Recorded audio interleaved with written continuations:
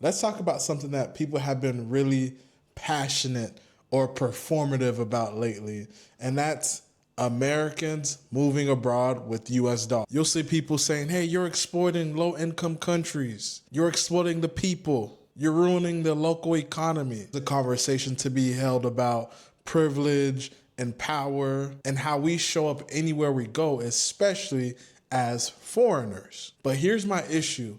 Why didn't we have the same outrage during COVID when you saw these digital workers, these high net worth individuals who moved from New York, Silicon Valley, to places like Florida and Tennessee and made those states unaffordable overnight to the locals who were there prior to that? Oh, did you guys forget? Let's rewind. 2020, during the pandemic, a lot of companies shifted to remote work. So that opened up the doors for people to live in other places since they didn't have an office they needed to drive to daily. So once again, you've seen the people who moved from New York, Silicon Valley, other high net worth states to the Florida, Arizona, Tennessee, Texas, and other states. What's the common reasons why they moved? Zero income taxes for places like Florida, Tennessee, and Texas. Maybe more space, cheap cost of living, at least temporarily. They brought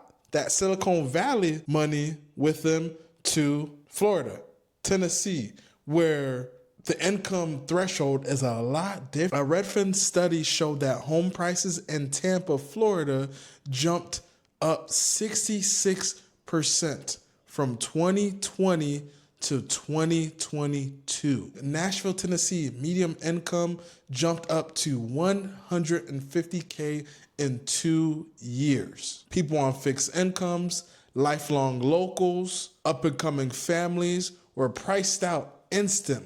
But nobody called them gentrifiers.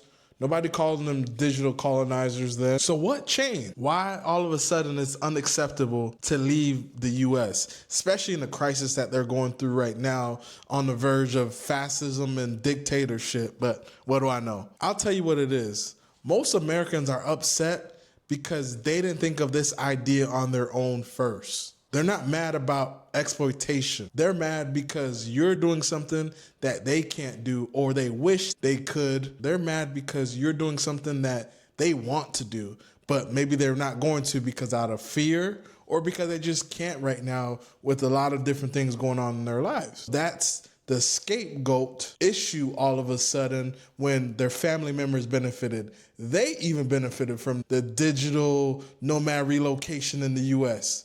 But now all of a sudden, it's a big issue. It's a red sin. Look, I'll be the first to say, not everyone should move abroad because those are real issues. Not everybody who moves abroad is doing it right. I 100% agree with that. There are folks who treat countries like discount resorts. They don't learn the language or try to. They don't learn the local customs. They don't respect the people. They stay within a bubble of people who look like them and only speak the language of English. They pay inflated rent prices because they feel like they can without understanding what the locals are actually paying. And then they drive up the cost for everyone when it comes to food, housing, and services. Those people are the problem. And not everybody who moves abroad is thinking that way. I know you might see videos about affordability, but that's not the only reason why people move abroad. There's another group of individuals like myself who left the US because up here, that peace of mind. Let me get this straight. Doesn't matter where I'm at in this world, I will make things happen because I'm like that. I am like that. I was born to do things, to make it happen because I really live life on that level and I'm very confident in myself. I know you might make excuses for yourself, but I'm not that individual. Whether I'm down or up, I'm still gonna have the same confidence. So I move for the peace of mind, my mental health overall, a different way of living, moving away from the capitalist consumer society, because people out in other countries, depending on where you're at, of course, are not consumed by the BS that we are in America. No matter how much money I make, I need to be better than the next man. No matter what role you're in, I need to be in the next one. No matter all the things that you have, you can't appreciate what you have because you're so worried about your neighbor. Oh, I don't do that. Yes, you do. Look around and look at the stuff that you buy right now in America. Look at all the stuff that you have that you don't need because you felt like you needed it. You were always being sold something. People like me, we do things ethically when we move to other countries. We don't just exploit people. We don't overpay for things just because we can. I understand what people are paying, what people are making. Obviously, there's going to be bad actors everywhere. I cannot control those bad actors, but don't let those people speak for everybody else that's abroad. I invest in my communities. I'm here every day with the locals, day to day. Investing, whether that's money, resources, or my time. I'm communicating with people, and I'm adding value because I actually want to build where I'm at. I'm not out here chasing or running for the next big thing. I've been there, done that. I'm not better than anybody, but way more advanced in life than a lot of people in my age group. So I'm tired of that. That's a real double standard when people say those things. Because you weren't mad when the people from New York moved to Miami and pushed out the locals who were there already. You weren't mad when they did that in Tennessee. You weren't mad when they did that in Boise, Idaho. They had to declare an emergency housing crisis because there are so many people moving there and exploiting Boise, Idaho. They weren't trying to add value. You didn't have the same outrage. But suddenly, when somebody leaves the U.S. for a better life and not to exploit people, now it's a problem. Here's the truth. People have always migrated for better conditions, for freedom, and some for even survival, right?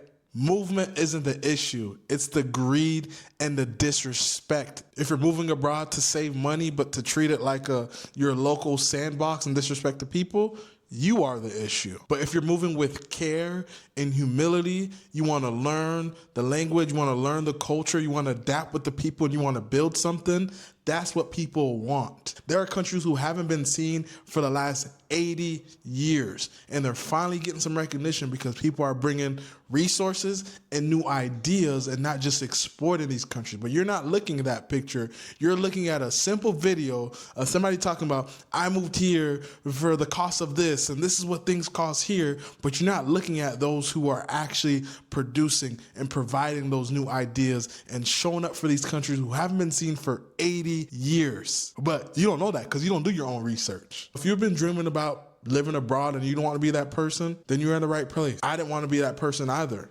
and I'm not. And I help people move ethically, realistic, and be respectful. So if you want to learn what it takes to move abroad ethically, you can grab my free ebook where I have steps on things that you need to do to prepare and how to go about things. Or if you're really serious about the shift and you want to learn maybe how to enhance my skills, how do I get my documents in order, how do I do my research to learn about a country and making sure I understand the people and what they're doing and how to add value and not just exploit resources, then you can book a call with me. I'll walk you through options step by step, and we'll go over anything that you have top of the mind. Both of those are in the description below. So hit that like button if I give you clarity. Subscribe if you want more truth telling about moving abroad, corporate detox, and designing a life that makes sense for you and what you want and not what other people are telling you to do. But what do I know?